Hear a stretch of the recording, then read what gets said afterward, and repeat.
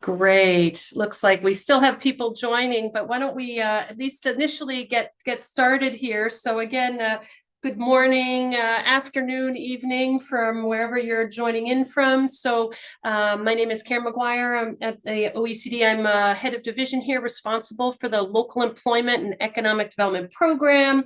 The program really is focused on how to promote quality jobs and quality of life in all communities. And this is an event, part of our local development forum, which is our kind of public facing set of activities. And just a huge warm welcome to all of you from around the world. And of course, our esteemed set of panelists. And, today is special because it is International Volunteer Day and really an opportunity for a global celebration, recognizing the critical role of volunteers and building inclusive and resilient communities and societies. And it's also an opportunity for us to really release a new report by the OECD, Unleashing the Potential of Volunteering for Local Development and International Comparison of Trends and Tools. And, I think it's part of this broader global momentum as well. And just to highlight, the UN General Assembly has designated 2026 as an International Year of Volunteers for Sustainable Development. And we really hope that our discussions today will feed into this, big global conversation. So just a couple of points before we dive in on the sort of housekeeping items, as we call them. So, we will have some presentations and then a panel discussion. So just to flag, there is a Q&A tab if you want to, as we have our panel discussions, ask questions. And then we also encourage you in the chat to also just don't hesitate to let us know where you're dialing in from. And it's always great to see folks from all around the world and the types of entities that you're representing. So I think without further ado, we'll get started. And I think this is the recording already started for the webinar. So we'll make this, of course, available afterwards. So is the recordings already on? Yes. Great. So I think we'll get started. So why don't we, so this is really split into two parts. So we have a first part, which is kind of presenting a little bit the origins of this work at the OECD, and then the results of this recent report that we are releasing today.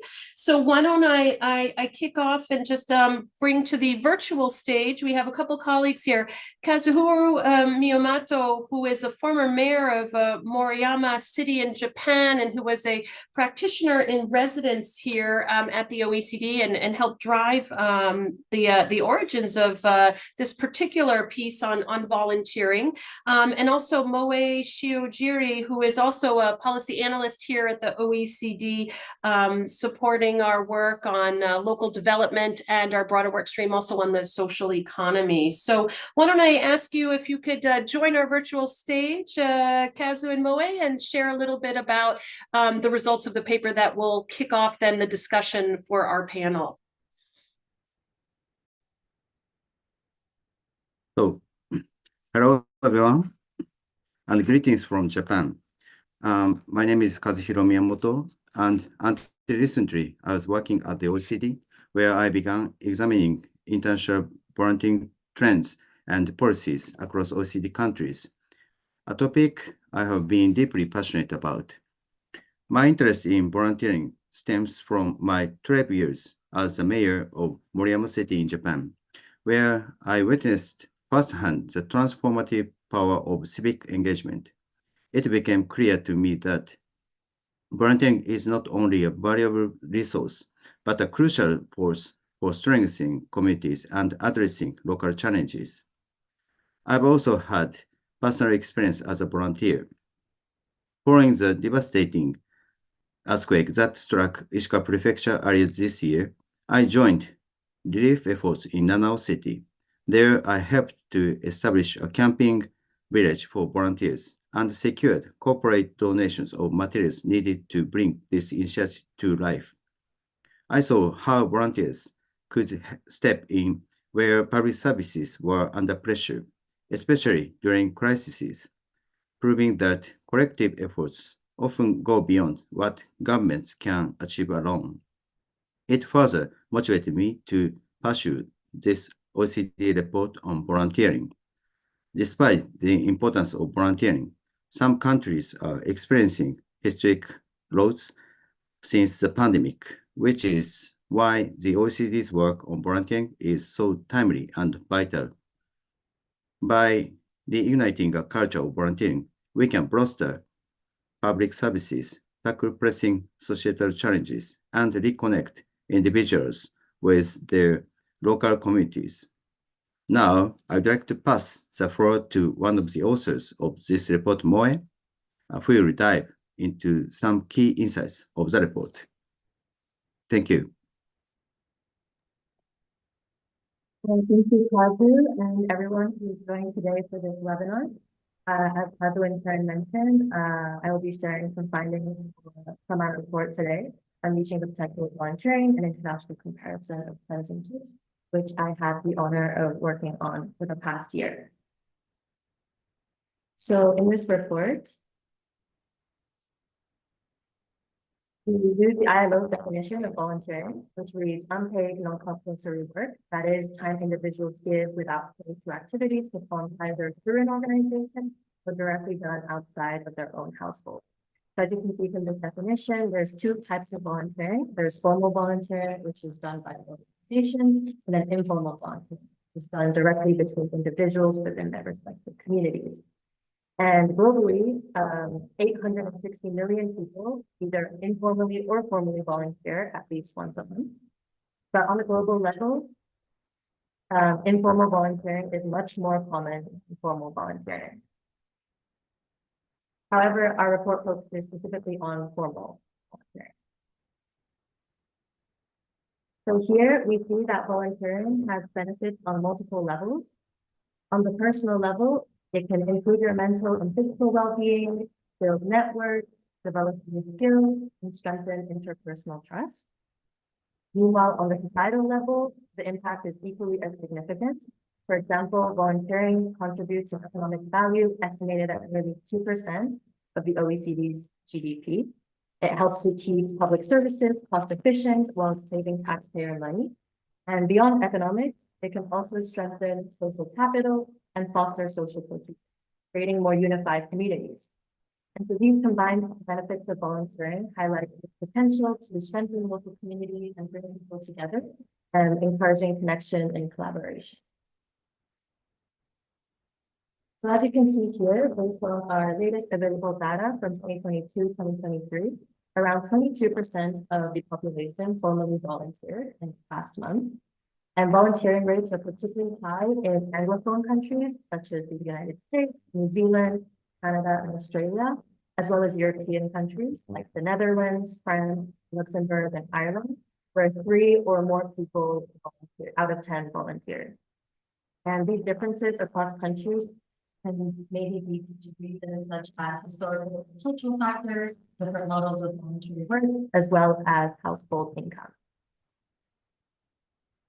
So this report also examines formal volunteering across a couple of various demographic factors, such as gender, where on average, volunteering rates are similar between men and women, although it's important to note that women engage more when it comes to informal volunteering.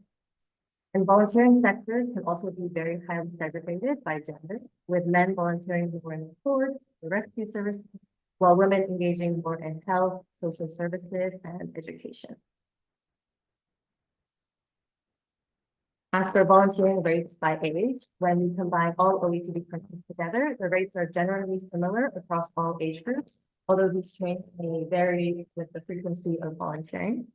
And one interesting case here is Japan, where the rates of volunteering among those aged 50 or over are almost twice as high as the other age groups listed here, which may be due to their strong culture of volunteering to respond to social inclusion challenges among their aging population. So, for example, Japan has over 85,000 senior citizen clubs that aim to contribute to communities through volunteering, as well as over 180,000 welfare volunteer groups, which involve 6 million volunteers, many of whom are elderly. So over time, we see that there has been a steady decline in formal volunteering in the years leading up to COVID, which further reinforced this trend. And although natural disasters and crises often lead to a spike in volunteering, the unique nature of COVID had the opposite effect, with many fearing that social contact may increase the likelihood of becoming infected. Despite this, it's important to note that informal volunteering remained very strong throughout the pandemic, particularly among the youth, who ensured the continuity of services for vulnerable groups during the early stages of the pandemic, even though formal volunteering declined. However, as you can see from this graph, you can see that formal volunteering has rebounded to baseline levels since, which may be due to new forms of volunteering that are emerging, such as virtual volunteering, which is where individuals use digital technology to engage in volunteering, as well as episodical volunteering, which refers to short-term and irregular forms. Okay.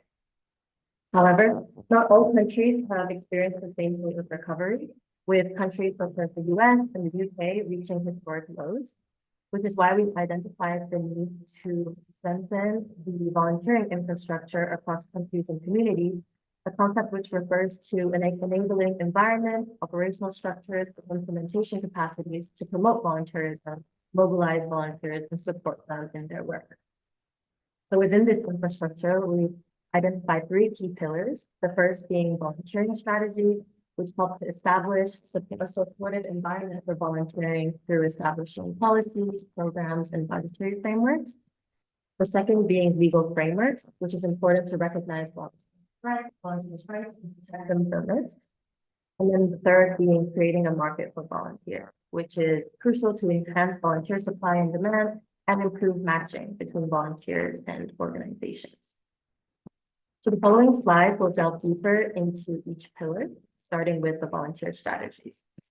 So these are often developed through cross-sector collaboration with governments, with society actors, NGOs, associations, etc. And these strategies are relatively uncommon across OECD countries, with some exceptions, such as Ireland, which we will hear more about during our panel discussion from our panelists from the island, as well as Australia. And at the subnational level, there are some notable examples as well, including Utah's strategy by USERV Utah, which is a commission on service and volunteerism established by the state, as well as the strategic plan for volunteering in York in the UK, which is a collaborative effort between the City of York Council, representatives from local charities, voluntary organizations, as well as current and prospective volunteers. So we can really see that there's cross-sector collaboration going on in developing these strategies. So the second pillar being legal frameworks, volunteer laws vary significantly across the globe. There are relatively few dedicated volunteer laws across the OECD, but they do exist in some countries, including particularly in Europe, as well as Colombia, as you can see here. And then some countries include embed volunteering within their other broader laws, such as those related to the social solidarity economy, civil society organizations, or associations. For example, here you can see that Japan incorporates volunteering into its 1998 Act on Promotion on Specified Nonprofit Activities, while in France, they recently passed the 2024 Law on Volunteering and Engagement in Associations. It's also interesting here that there are also some countries that do not have any specific legislation at all for volunteering, and this is especially common in Nordic countries. And instead, they rely on traditions of community involvement and helping each other out, which works as a kind of self-regulation where people naturally step up to solve problems and support their community without the specific need for laws. So finally, going on to our third pillar, which is creating a market for volunteers. This part of the research largely benefited from key informant interviews with local organizations and centers in Erlangen, Germany, and Brent, UK. And we learned that volunteer centers and volunteer organizations play an important role in strengthening the market for volunteers at the local level, as they have a wide range of responsibilities, from developing volunteering opportunities to marketing them through social media, networking events, as well as matching volunteers with volunteer organizations and vice versa. On the right-hand side, you can also see that we have identified some key examples and best practices cases to encourage, promote, the promotion of volunteering at the local level, such as the Center for European Volunteering Annual European Volunteering Capital Competition, which the center's president will speak more about later in the panel discussion. We also found that there's service learning opportunities at schools where students can engage in volunteering as part of their curriculum, as well as civic service programs, which have been effective in engaging more youth in volunteering, such as Italy's Universal Civil Service Program or Germany's Federal Volunteer Service. We also found that non-financial incentives, such as community currencies or time banks, are also innovative and successful ways to promote volunteering within local communities. So with this all being said, we have highlighted key areas of further research, especially where we found gaps in existing literature. We believe that there should be, first of all, more focus on conducting further mapping of national and subnational legal frameworks and overarching strategies to compare approaches and identify best practices. Second, enhancing the availability and consistency of data on volunteering through local and national surveys, as improved data sets would enable the identification of trends, including the differences at the subnational level, and support deeper analysis of issues such as the frequency of volunteering, as well as the emerging forms of volunteering that I mentioned before, such as virtual volunteering and episodical volunteering. Third, we should be carrying out case studies in communities with high volunteering rates to explore the cultural and institutional factors that drive participation, providing valuable lessons for other regions. Fourth, expanding comparative analysis of how social economy organizations can engage with volunteers and the resulting impacts on this sector. And finally, examining gender and age dynamics in volunteering to address challenges such as the disproportionate burden that informal volunteering may place on women, which can affect their participation in paid work as well. So thank you very much for listening to my presentation. And for those of you who are interested, you can access the full report through this QR code here. And my colleague Annie will also be sending a link to the report in the chat, so you can check it out there as well. Thank you very much. And back to you, Karen. Great. Thank you so much, Kazu and Moe. And I know, Kazu, you really initiated this out of a passion as a mayor, but also seeing the need for your country to ensure that vibrant supply of volunteers for quality of life in all places. And just wanted to thank both of you for the work that you did. Also, Annie Huvenen, who worked on this report, as well as Anna Rubin, our local development forum manager, and Amal Chevreau, who leads up our big work stream on the social economy here at the OECD. And so you have access to this report, but I also wanted to flag that the OECD is releasing another report with a different team, but with a strong focus on youth civic service programs and volunteering. And so we'll share that in the chat as well, so you can access the range of reports that are available today from the OECD looking at this important issue of volunteering. So now we're going to turn to a really exciting panel discussion to kind of pick up on some of the themes that were raised in the report that you just shared, Kazu and Moe. So if we could just maybe throw up the slide so I can just introduce and bring to our virtual table here several colleagues from really around the world. So just to welcome Tony So, who is Chief Executive Officer of the National Volunteering and Philanthropy Center out of Singapore. So thank you for joining from a very different time zone than today. I'd also like to welcome Leila Sehi-Shrelish, who is president of the Center for European Volunteering, and look forward, of course, to hearing more about a lot of the different actions there, including the fact that you lead a network of 60 organizations dedicated to promoting and supporting volunteering in Europe. We'd also like to welcome Jake Ryan, who is coming to us from the government of Ireland and is the principal officer for the Community and Voluntary Supports and Programs Group in the Department of Rural and Community Development. So again, welcome to you, Jake. And then I'd also like to welcome Francisco Del Pino, who is the coordinator of social projects and volunteering at Fundación Telefónica, which is a foundation really known for hosting a lot of important corporate volunteering programs and other kinds of important initiatives to contribute to quality of life for all. So So we're going to just sort of kick off the discussion with Tony, who I think is going to give us a little bit of an overview presentation on some of the work that you're doing in Singapore. And I think it's really very interesting to share that these issues are being addressed, and very effectively so, in countries around the world, whether you're an official member of the OECD yet or not. So why don't we start and have Tony, you start the floor, and I welcome everyone to notice the symbol for NVPC that Tony is wearing as he's presenting. There you go. Great. The floor is yours, Tony. Thank you very much, Karen. And good morning, good afternoon, and good evening, everyone, wherever in the world you're dialing in from. So it's a real honor and privilege for Singapore to be represented here, even though we're not a member of OECD. We're delighted to be able to share Singapore's experience in promoting volunteering. And for the National Volunteer and Philanthropy Centre, which is the National Agency for Volunteerism and Philanthropy Centre, we recognize our purpose as nurturing the heart of Singapore. So this is why the heart is our motive, and you see that repeated regularly throughout the entire presentation. I will really breeze through this presentation really in terms of just giving a flavor of what Singapore is doing and what are the trends in Singapore, and invite you to download the reports and go to our website for more information. So let me start by just a very quick introduction on Singapore in terms of context setting. So we are a country of about 6 million people, but we have about 2,400 charities. And you will see that the charities, a good proportion are religious charities, about 45%. And the rest will include those in the social and welfare, health, and other areas as well. In all, we will have also government policies that are supportive of volunteerism and donations.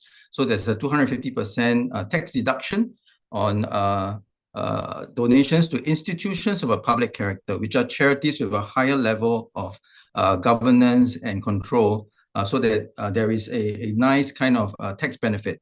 There's also, the charities are registered with a commission of charities, so there's a good system to ensure that the public has trust in all the charities that they interact with. And over time, you see increasing use of digital funding platforms, as well as a higher incidence, and you see a lot of the corporate and non-profit organizations partnering together. The next section is really the trends in the state of volunteering in Singapore. And these are some high-level numbers that are from the National Giving Study that we released earlier this year based on 2023 figures. And I invite you to download the report with the QR code that you can see on the screen.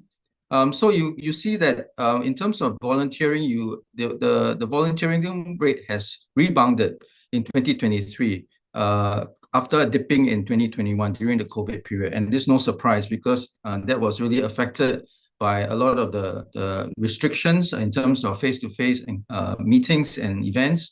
So, but it's nice to see that, as in many countries around the world, volunteerism has rebounded. We also see that the younger people are volunteering, which is a very encouraging sign. So 2023 is the kind of pink bar, and you see that higher compared to the blue bar in 2021. So again, you see good trends in terms of volunteering among the younger people, but also among the pre-seniors and seniors, it's sustaining quite nicely. We also see that across different channels of volunteering, whether it's with charitable organizations or religious organizations, there's also been an increase. In the informal volunteering side, you see that very high number during 2021. And that's when, during COVID, we saw a lot of very organic, spontaneous type of activity that came on stream. But we still see about a quarter of the people still involved in informal volunteering. Moving on, people also found diverse ways to help. And so you see donations in kind. And further down the list, you see even funding campaigns on social media, whether it's giving through funding campaigns or even leading a fundraising campaign through social media. So people have found very diverse ways to continue to contribute. And I think that's very encouraging from a societal perspective. So from the report also, you will be able to learn more. And we went into also not just a quantitative study, but also some focus group discussions in a total of 33 across different age groups. And what we were able to find is some qualitative drivers of volunteerism. So one, which is that exposure to volunteering at an early age, before the age of 13, actually had a very positive impact in terms of a lifelong habit of volunteering. The second area is in the area of the sort of motivations of volunteering. So the intrinsic value, the intrinsic belief of other-centeredness and wanting to help others is actually the best way. And there's a danger that if we offer too many extrinsic type of incentives, it tends to crowd out the intrinsic value of volunteering. So I think from a policy perspective, we want to really focus on these intrinsic drivers of altruism and other-centeredness in volunteering. We also saw that givers who were keeping abreast of current affairs and had interest in social issues are also the most frequent volunteers. And also those with a stronger affiliation, meaning going to regular religious services or stronger sense of affiliation to spiritual organizations tended to volunteer more frequently. But there were also constraints. I think time constraint is one. Singapore is reputed to have one of the longest working hours globally. So people tend to be very constrained. And in terms of demographics, also because of the aging population, some of our working population folks have young children, but also elderly parents. So the caregiving responsibilities are also higher and therefore higher constraints in terms of time. But there's this other dimension, the importance of trust. Especially if you think about digital giving, the trust is extremely important to continue to encourage volunteering. Okay, so these are the key trends. I will now move on to the so-called volunteering infrastructure. And for Singapore, volunteering and giving is really actually a national movement. So we have a SG Cares movement. This is a national movement that includes all the different sectors of the private sector, the public sector, as well as the non-profit groups. And we have a steering committee that's in fact chaired by 2 ministers. So there's a very strong government support and very holistic whole of society approach to volunteering and giving. Apart from that, we see that actually we have 24 volunteer giving centers sprinkled across the island. We are a small city, so 24 actually covers very comprehensively all the major neighborhoods. And it really brings volunteering right into your local neighborhood. And these volunteer centers help to coordinate efforts to develop and deploy volunteers and resources to meet community needs. We also see that actually government agencies, in terms of being able to also recruit and harness volunteers, is also very important aspects of offering opportunities for Singaporeans to volunteer. Now I go on to the National Volunteer and Philanthropy Center, really running out short of time, so I really want to focus on just a few key areas. The first one really is about for the masses, for everyone to be able to give, and both on the digital front as well as in terms of face-to-face online activation. So Giving.sg is a digital platform. SG Cares Giving Week and Great Singapore Give are activations that happen across the island for 3.5 months. Secondly, it's about businesses. We want to be able to activate businesses so that they can better also contribute and mobilize the employees to give back, and also strengthening nonprofits and nurturing leaders of good through our Center for Nonprofit Leadership, as well as the ground-up movement called Bagus Together. Digital platform, very quickly, very sharp spike you see in 2020, and we're now hovering about 90 million per year. That compares to just 4 million in 2010. So a very sharp increase in terms of online donations. We also see that volunteer signups, registered users have also gone up dramatically. And these are all the kind of results we've been able to see. So a very strong upward trend in terms of digital giving. Moving on, we will also be, this is the part that's the offline part, which is a campaign, the 3.5-month campaign that's running today, all the way through to February, called the Great Singapore Give. And this is where we actually mobilize companies, shopping centers, public sector agencies, everyone to be part of the national giving effort. So you can both donate, pledging $10, $20, $30, or participate in volunteer learning journeys. And this year, we're encouraged by some 430 activation points across the island. So very, very good response across all different sectors. The second point, which I mentioned, is about companies. So here in Singapore, we have a program called Company of Good, and we've used the program to actually activate more companies to help them understand and recognize that they're not just profit-making entities, but in being purpose-driven, a purpose that is for the good of society, they contribute a lot more to Singapore. And so we've got a recognition system across 4 tiers that you see, 1, 2, 3 hearts and champion of good, leading up to a president's award that companies can win. And you see organizations like Citi taking a very active role in volunteering. And also we have a tie-up with the Singapore Business Federation, which is the apex chamber in Singapore with 30,000 companies. And we organized a conference with the Singapore Business Federation earlier this year. The next one is about nonprofits, and I just want to also focus on some of the kind of informal giving circles that we have. We bring groups of people together to serve community needs, and even companies like GIC, the Government of Singapore Investment Corporation, also activating their employees to be part of giving circles. Collabs is a collaborative impact program, which I can share more if anyone is interested, and also Board Match. Board Match is a program that we run with the Singapore Institute of Directors and various agencies to actually match very experienced corporate executives to serve on nonprofit boards. Bagus Together is an acronym in Malay. Malay language just means good, but for us, an acronym for building all ground-ups for success together. And ground-ups are the small, very organic groups that kind of pop up to address community needs. And based on a ground-up initiative report that you can see on the left side of the screen, 2023, we saw an opportunity to really enhance and strengthen the ecosystem to support ground-ups. And this Bagus Together initiative is supported by the Tote Board and the Temasek Foundation of Singapore. And finally, two other things. One is a convening. Earlier this year, we convened all the different stakeholders. More than 600 people came together, and we featured international speakers, including Scott Harrison of Charity Water, Sarah Lomelin of Philanthropy Together, and even Neil Heslop of Charity Safe Foundation of the UK, coming to share their perspectives on philanthropy and volunteering and giving back to society. And finally, just a mention of the President's Volunteerism and Philanthropy Awards that it's in its 12th edition, and we had the ceremony just 3 weeks ago. Just to mention that this is the President you see in the picture there, in the middle of that photograph. The President himself gives out awards for volunteerism and philanthropy, and that shows actually the high-level support by the head of state himself in the area of promoting volunteerism. So the volunteer infrastructure in Singapore is very comprehensive and very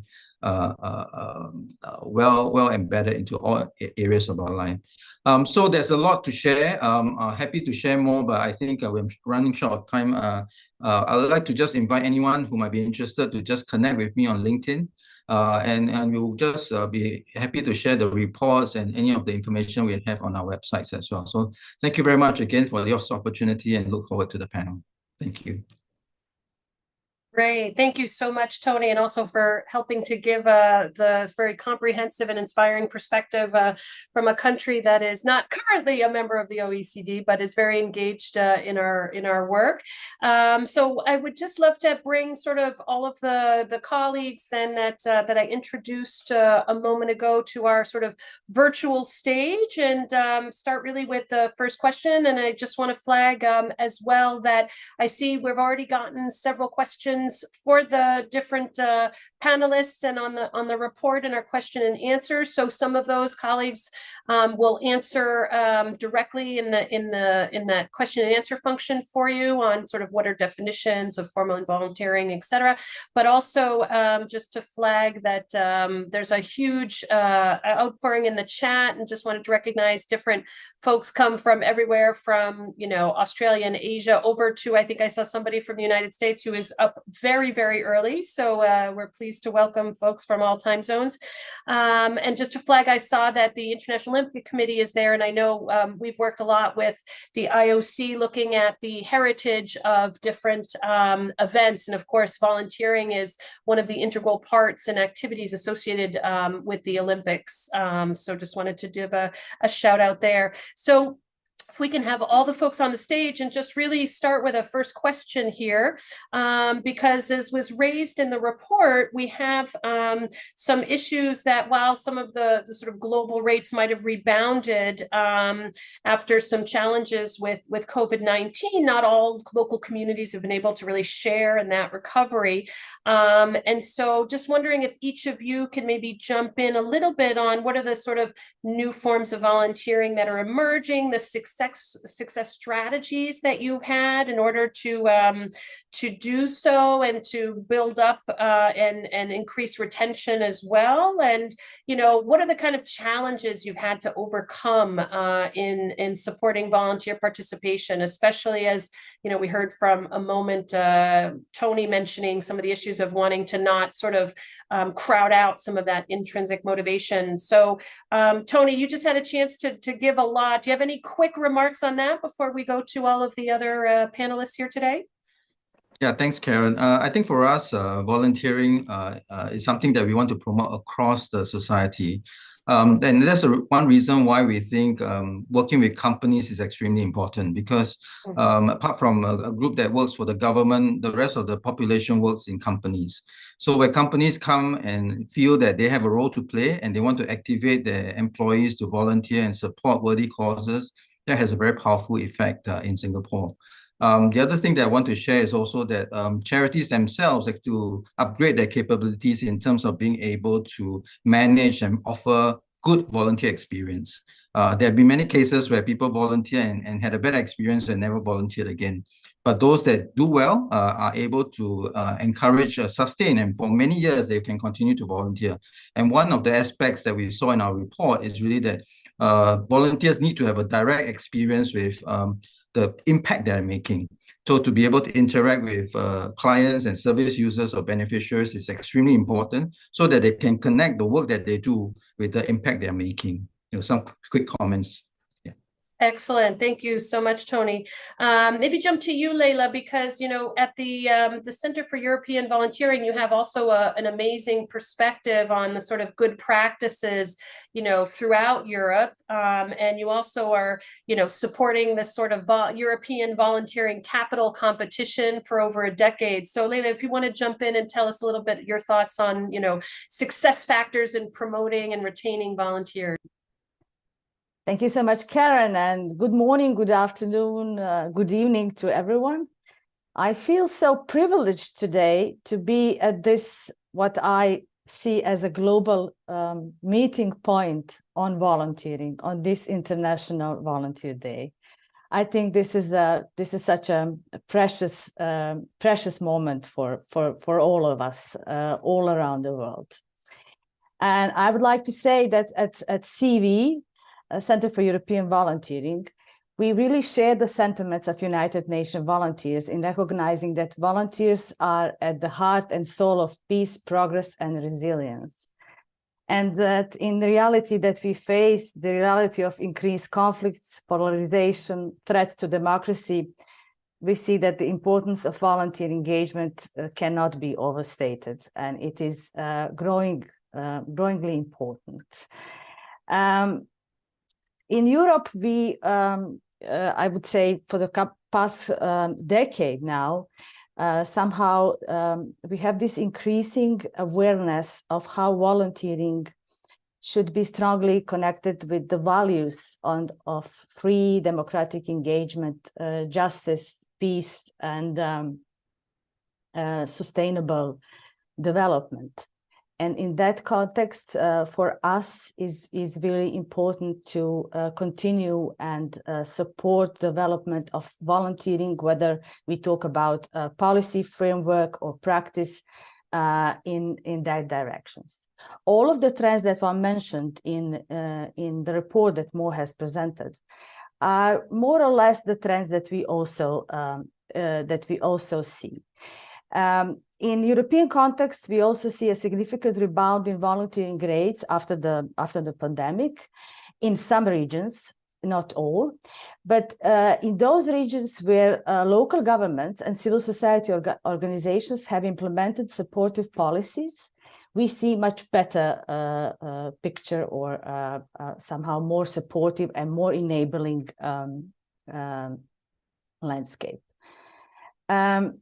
But the key trend is declining in volunteer numbers, hours, and also the dynamics, and somehow in growing preference for temporary and flexible commitments, and involving volunteer demographics and motivations. I see that despite these challenges, the recognition of the voluntary sector's value continues to rise. And I think this is an encouraging trend. And it's actually emphasizing the need for innovative approaches and engagement. And as you mentioned, in 2013, CEV has started a European volunteer capital competition. And with the vision that we understand that the most important aspects of people's lives are experienced at the local level. And communities thrive when we build trust and relationships, where people are empowered to contribute. Therefore, we thought that the local level and this cross-sector collaboration is really important to support the development of volunteering. And the European Volunteering Capital Competition promotes cross-sectoral collaboration as a cornerstone of effective volunteering. And by recognizing and celebrating municipalities across Europe, regardless of their size, so by recognizing them, we aim to create environments where local governments, civil society organizations, and private sector can work together to enhance the quality of life in their communities. This competition so far has been a wonderful journey. Today's European Volunteering Capital is a town in Italy, Trento, that has shown us how this synergy of all sectors and supported by local government can produce some wonderful encouragement to not just for the volunteering in Trento in Italy, but as an inspirational example for all the interested, of course, municipalities in Europe. The capital that is taking over for the next year is Mechelen. I saw there's somebody from Mechelen in the audience, and I'm so happy to greet you. We are so much looking forward to see how Mechelen is using this year to promote social cohesion and active engagement. And just to end, what I think this competition has significantly contributed to is, first of all, our awareness that how collaboration is an essential tool for the future. Our challenges are becoming more collective, so our responses have to be more collective. And in that sense, I think creating collaborative networks on the local level, of course, then gives the impulse for more broader strategies on national or even European, even our global level, where I think now the United Nations have also strongly contributed for the 2026 as International Year of Volunteers for Sustainable Development.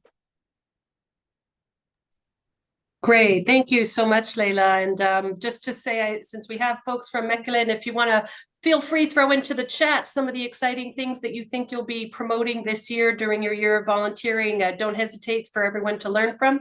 And also just to flag that, Trento, we had an opportunity to learn more about that through our committee as well, because Trento is actually the host of the OECD's Trento Center on Local Development. And so a lot of engagement there on that front.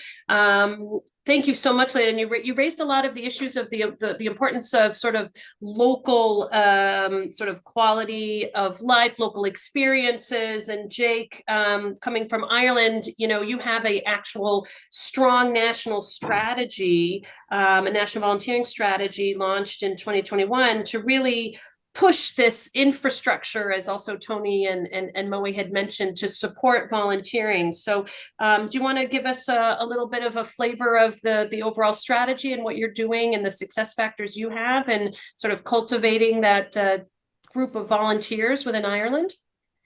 Yeah, thank you very much, Karen. I think, like, just to flag, it was interesting to hear Tony's discussion or watch Tony's presentation there and listen to what he has to say. Like, Singapore has a population size similar to Ireland, and there's an infrastructure in Singapore that we also have at the volunteer centres around the country.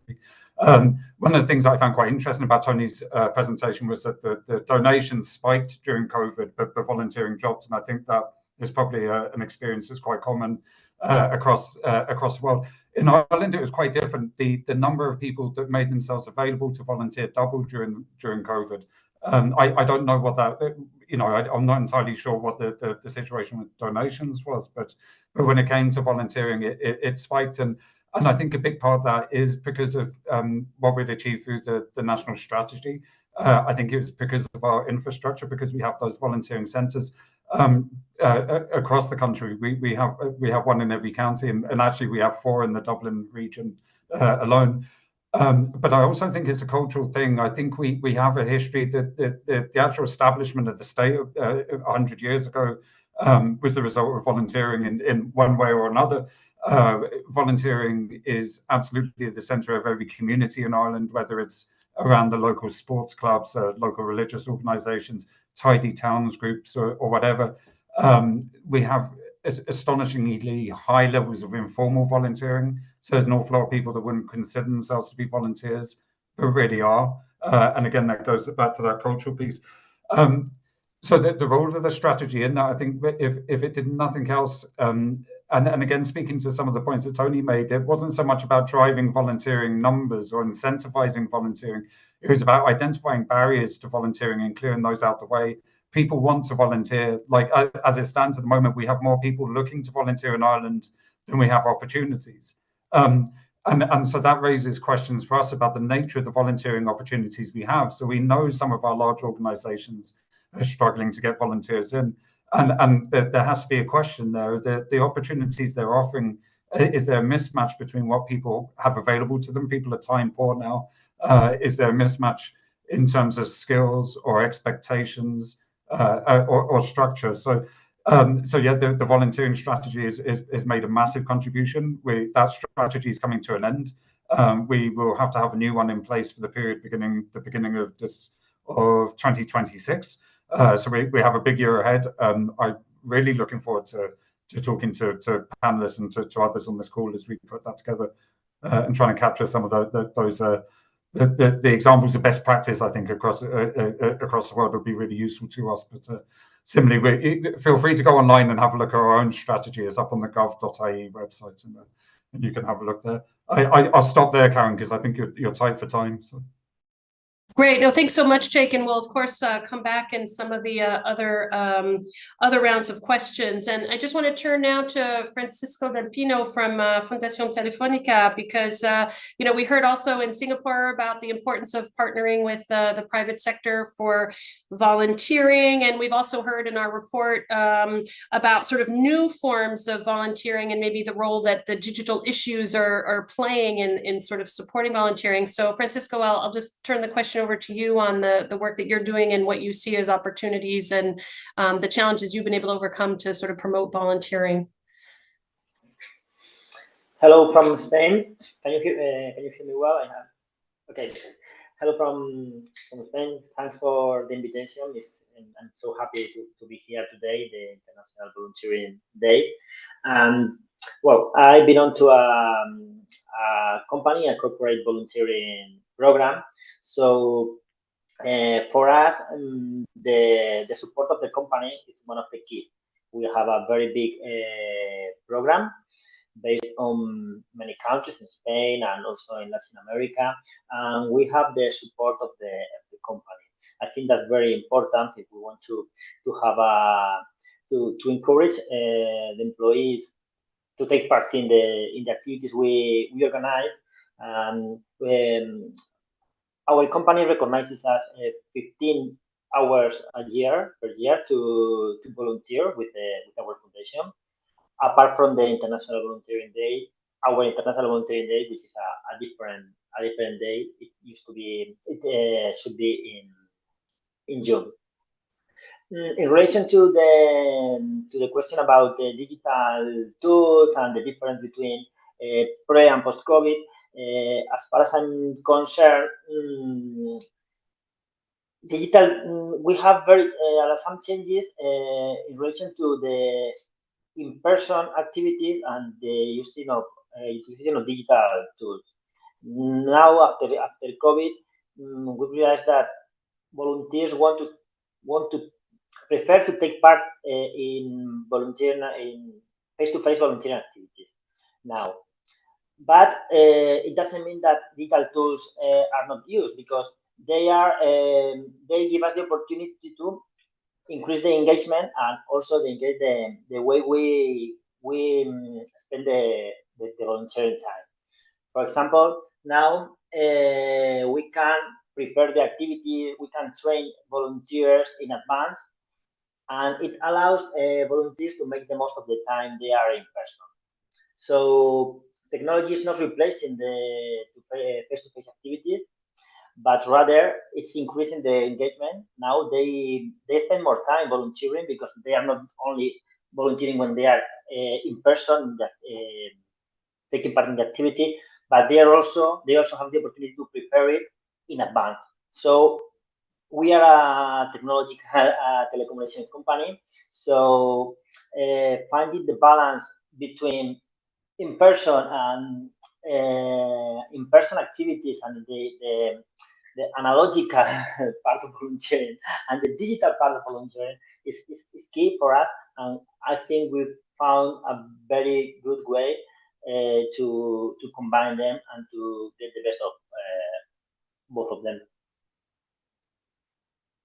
Excellent. Thank you so much, Francisco. Very interesting, this ability to kind of expand engagement, because you're able to use these different means, the in-person and the digital, which COVID-19 has, in a sense, definitely accelerated.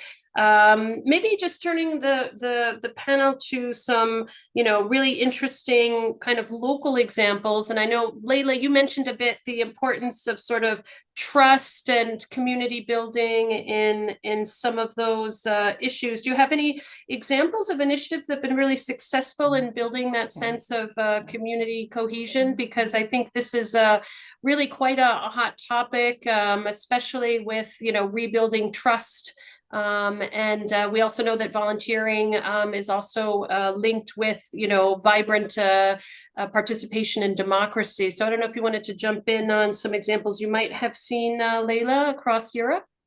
Thank you so much. I think this is a very important topic. I think we live in a crisis of trust and dialogue at the moment, and there is somehow also a increasing awareness that we need to address it. And I think with all of these raising gaps and inequalities, many people can feel left alone, and feeling that nobody cares can be devastating for the social fabric and the community.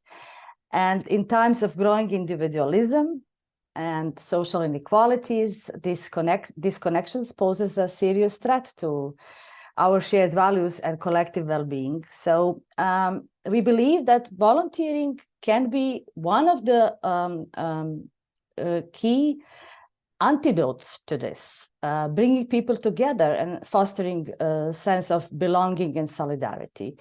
We have some very interesting examples across Europe, and CEV has been participating or contributing, even leading some of these initiatives such as a project Making It Matter. That was a project that was trying to emphasize an inclusive volunteering, meaning that the volunteering has set the scene for people that come from vulnerable groups or even marginalized and excluded groups. And that would be, you know, starting the volunteering journey and empowering their sense of belonging, sense of, you know, self-recognition and self-awareness and self-esteem, and that would, you know, consequently improve their well-being.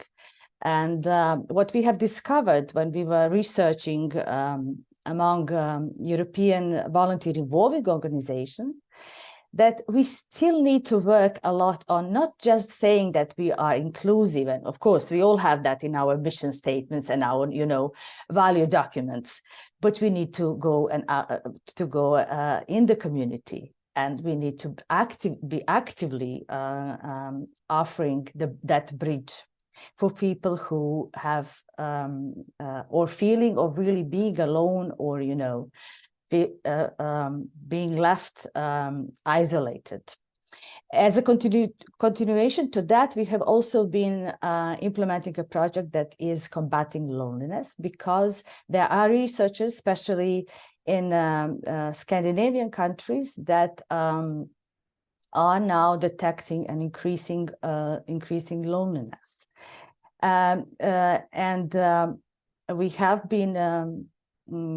We have been developing strategies and thinking about how to combat loneliness in the community setting, and how to build these bridges. It's a very interesting project, all about these projects, Making It Better, Stop Loneliness, Start Volunteering. You can find at CV websites. There were also, during the refugee crisis, many projects that have built bridges between refugees that came and organizations that were able to set the community programs where volunteers and the refugees would work together, where refugees would bridge their own role from being a refugee to being a volunteer. I can share here with you that this is my personal experience. In my 20s, I was a refugee who was able to find a volunteering opportunity to help my, some of my people in the refugee centers. And for me, that was a life-changing moment. And it took me, and it still holds me in this world of supporting and celebrating volunteers. Great, thank you so much, Leila. And I think, as you mentioned, this issue of loneliness has big implications for our societies, and the often it's at the local level where we can do that kind of outreach, and it has big implications also for just well-being, for mental health and other physical health. And I think, Kazu, that's one of the motivations you had when you were looking at this issue of volunteering when you were with us here in Paris. Jake, maybe we could turn to you for Ireland, because you mentioned also in your initial remarks the sort of importance of the strong sort of culture in your country of wanting to promote volunteering. And I'm just wondering if you could give some sort of, if you have any specific examples you wanted to share. And I think also it's been coming up a bit, in the in some of the chat questions and things about how can you sort of engage with different institutions to sort of create this culture of volunteering, which clearly Ireland, you've said, has done quite effectively. Yeah. So I don't know if you're aware of the community volunteers program that we have in Ireland, for example. So we have this kind of effectively a national network of it's a volunteer corps of just ordinary people that can make themselves available when they're needed. So there could be some kind of normal events, like local community events or whatever, that they volunteer for there, or as in the case of COVID, or more recently with the Russian invasion of Ukraine, where we had a significant number of Ukrainians seeking a welcome elsewhere. Local people coming together and making and lending a hand. Okay, so like, I don't think there's anything wrong with that term, putting their shoulder to the wheel, that they make that effort and they make their time and their efforts available, but also inviting in people. So new members of our community, new people that have come to our country, inviting them in. We're not talking about giving permission to volunteering. We're asking them to volunteer. We're inviting them and making them feel welcome to do so. So there are some parts of the country where the majority of regular volunteers weren't born in Ireland. So these are people that are new to our country, that are coming in, and there's no ulterior motives here. This is, for some people, they're not ready yet to work. Maybe their language skills aren't great. They don't have the networks. Maybe their qualifications aren't recognized here. They may have to go through a period of underemployment. And people like to be busy, but they also like to make a contribution. They also like to learn about the place that's their new home and make connections with people there. So volunteering is massively important in Ireland. I think it's massively important everywhere. There was another point there. Actually, no, sorry, I'll stop there. Thank you, Karen. Yeah. Great, thanks so much, Jake, and also for highlighting that it's something that, regardless of where you were born, the residents of Ireland now are very engaged across the spectrum of despite different areas of origin. Tony, you had mentioned a lot about the word care, and this is really part of the work that you do. Do you want to share anything in particular on the sort of very kind of local aspects of the work that you do? Because you have quite an impressive infrastructure throughout Singapore. Yeah. Thank you, Karen. I think in the work that we do, with especially the 24 volunteer centers, what is very key is that we are able to activate local resources to address local needs. We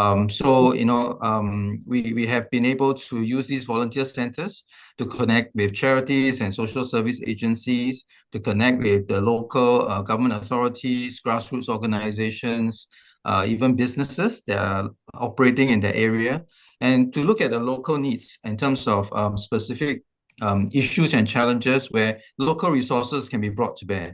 So it does not require a national level intervention all the time. People can see the needs. And in fact, during COVID, we saw actually a flourishing of these groups called the ground ups. And those are the ones that saw a need. There were a lot of restrictions in terms of people moving around, but when they sensed the need, they mobilized their neighbors, they mobilized their friends, they put together, masks and hand sanitizers and all sorts of things to be able to meet local needs. So I think having that infrastructure, having that sense of community, and having the networks to be able to mobilize resources is ultimately very important. Because if you have to wait for the government sitting somewhere trying to understand what's going on and then transmit resources down to the local level, I think in a crisis situation, it just takes too long. So I think it's actually building up the infrastructure, not just at the national level, but at regional and local levels, that help us to really respond very quickly, agile-wise, and nimbly to needs on the ground. Excellent. Thank you so much, Tony. And I see there's a question here in the question and answer tab asking a little bit about the results you saw in terms of the increase of volunteering rates among youth. And if you have any ideas, was this due to a particular campaign, or what would you attribute the success in the rising rates you saw in youth? I think it's very encouraging because the youth today, I think in terms of the way that they are becoming more aware, we recognize actually the millennials and even our Gen Zs are, people call it woke, and woke is not necessarily a positive term, but certainly more aware. They look for issues that they like to champion. They're aware about the issues of sustainability and so forth. And for them, it's really also using different means, including social media, including technology, to be able to make a difference.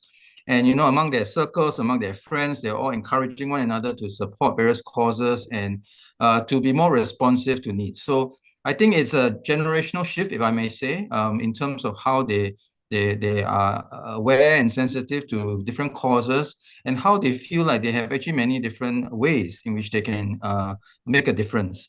So it's an encouraging sign for us, and for us, even in terms of the work we do with institutions of higher learning in the schools, is to continue to encourage that and continue to give them resources and opportunities to be able to really make a difference wherever they feel that they can, they feel strongly and passionately about.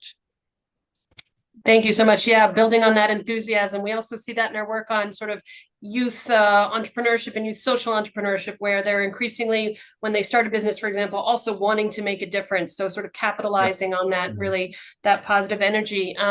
Francisco, I don't know if you want to jump in here a little bit on any of the examples that you might have from Telefónica's foundation.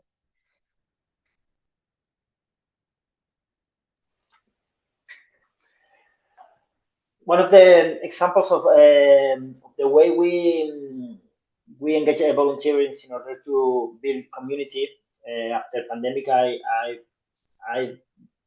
as I see, we've been more aware about our own vulnerability as a society and as a community, because loneliness, for example, it wasn't on the focus before pandemic, but now it is one of our main goals, and we have a lot of volunteers who cares about accompanying other people who are alone. We have also in this way we have a program initiative which is aimed to elderly people in order to help them to train them how to use technology to their daily life, because nowadays we are all aware that to do any paperwork, anything needs to be done online or by using digital tools. We have a program, Reconectados, it's like Reconnected, that help people to have a better relationship or a safe relationship with technology, not only to call for a medical appointment, for example, but also to connect with the people who are with the relatives, the families, through technology. So we realized after COVID that loneliness is also about digital divide, and we are trying to fill that gap by using technology, because that's our experience and our expertise. Excellent. Thank you so much, Francisco. And I think your point about if we can address the digital divide, it also is a tool for supporting different groups and for addressing the sort of the volunteering space as well. Before we go to sort of a final round, because we're coming to a close, even though I'd love to stay on for an hour longer, but I know we have to wrap up in the next few minutes. Just wanted to pick up on one of the questions that I see here, if any of the panelists want to jump in, on unifying communities with people coming from different backgrounds, because we heard, the example that Leila made and others. And sometimes, we volunteer with groups of people that are kind of like-minded, but one of the challenges is to kind of build bridges across different communities. I'm wondering if somebody wants to jump in. Jake, I see you've got your hand up. Thank you. So last week I went out to an inner city secondary school in Dublin and spoke to a bunch of kids that are volunteering in the local kind of daycare centre for elderly people. And I was just talking to them about what they felt they got from it as volunteers, these young men and women. And one of the young lads said to me, it was nice to meet the old people, so they knew they didn't have to be scared of us. And it was incredibly affecting. It was incredibly affecting because these are kids from tough neighborhoods. They're wearing the fashionable clothes, they hang around in groups, they hang out on the street corner because there's not much space indoors. And people are scared of them, and they're not bad kids, they're actually volunteering. So I think examples like that are incredibly important. And I think just that, introducing people to other people that they may not have met otherwise, just by shared labor, just by they have an interest in the public benefit, they have an interest in serving the public good, and maybe that's true working for free in an animal rescue, or maybe that's just doing something in their community or whatever it is. But you can come from any kind of background, but that doesn't mean that you don't have shared interests. And I think volunteering has a massive role in that, in bringing people together. Yeah, thank you. Excellent example. Thank you so much, Jake. Does anyone else want to jump in on any examples that are helpful in this sort of bridging across communities within a local area?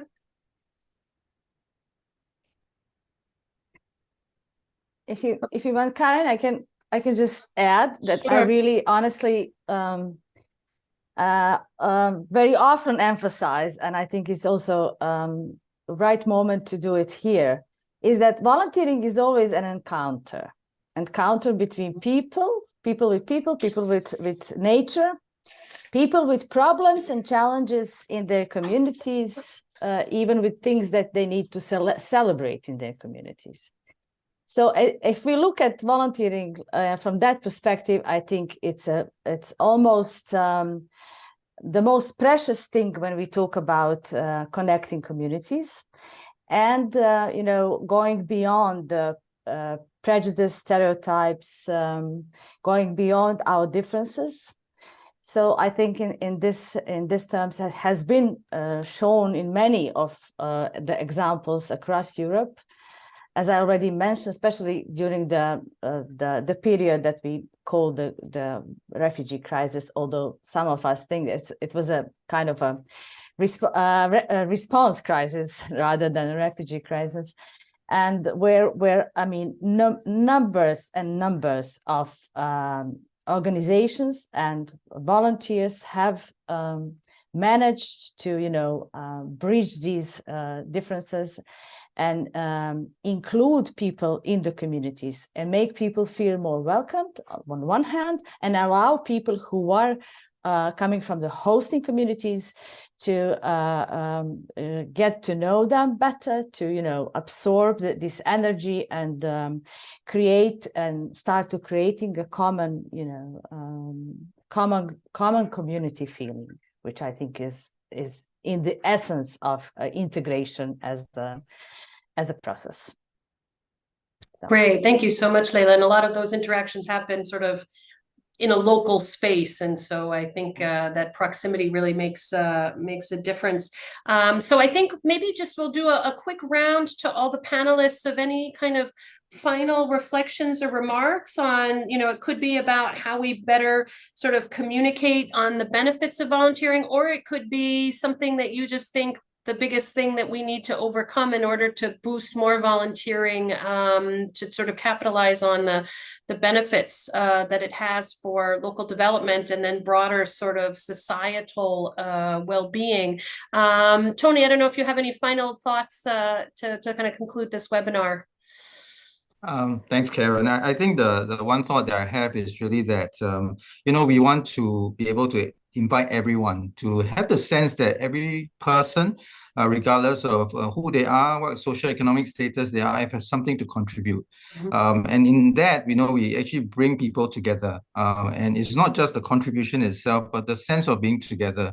In many societies, there are many issues that divide us, but actually volunteering can be something that can unite us. So for us, I think really there's a really powerful thing that for governments, for communities, for individuals to recognize that it is something that they can do, is within their power, whatever they can give, whatever little that they can offer, it is something that goes towards building a better society.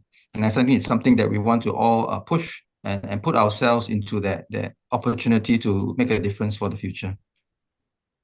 Great. Thank you so much, Tony. And I was also struck by the earlier example you raised about if somebody has a bad experience, they don't come back. And I think there's always that world in sales that if you have a bad experience, you tell 10 people about it. If you have a good experience, you don't tell as many. And so I think supporting all of the different institutions so that they are able to provide quality volunteering opportunities to kind of maintain that momentum, I thought was also a very interesting point. Thank you so much.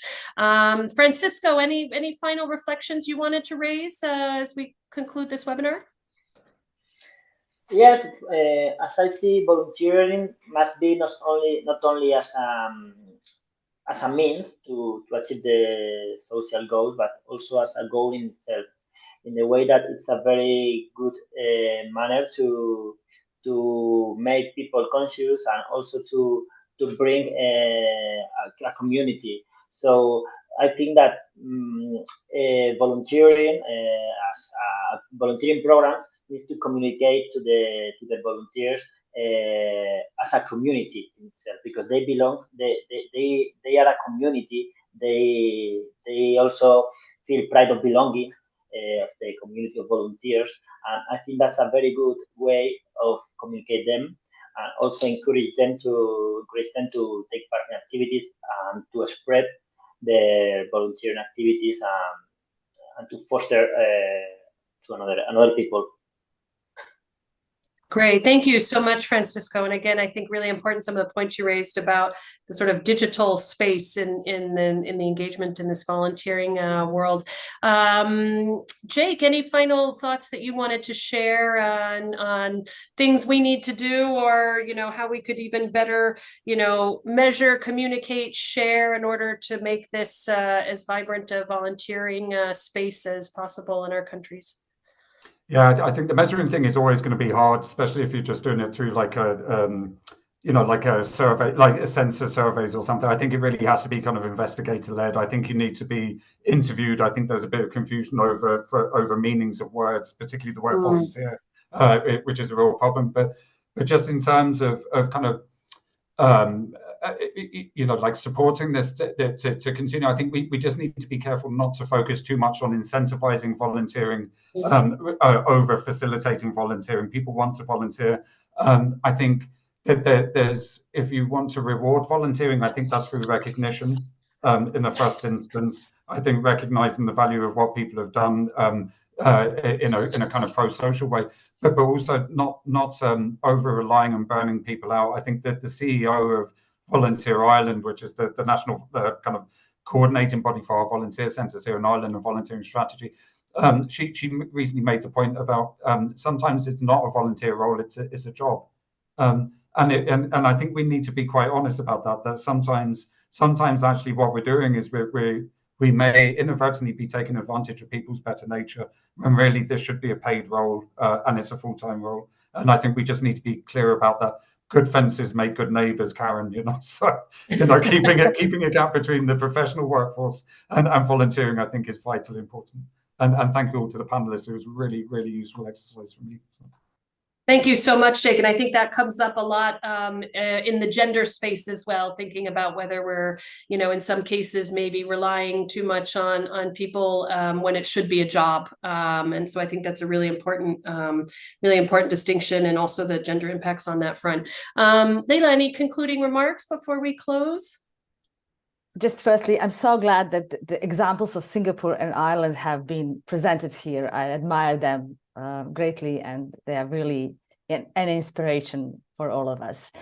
I would just say that ecosystem of volunteering is really wide, but vast majority of it is directed towards building, connecting, supporting, helping. And this is the potential that is, I think, so important that we should build on that for at least for being aware that we need a more focused investment in this area, and for us to be able to recognize where that investment can significantly and precisely boost volunteering and the impact of volunteering. I think we also need to invest in a research, more comparable research, certainly on European level. CV has been very active now in that area, but also globally.